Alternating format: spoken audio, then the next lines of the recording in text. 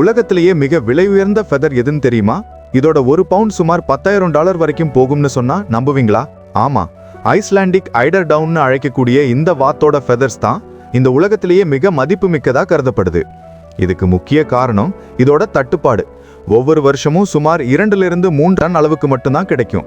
மேலும் இதோட ஃபெதர் ஒரு நேச்சுரல் இன்சுலேட்டர் போல செயல்படுது. ஒவ்வொரு ஃபெதருக்கு உள்ள சின்ன சின்ன ஏர் பாக்கெட்ஸ் இருக்கிறதால -0 குளிர்ல கூட வெப்பத்தை தக்க வச்சுக்கும்.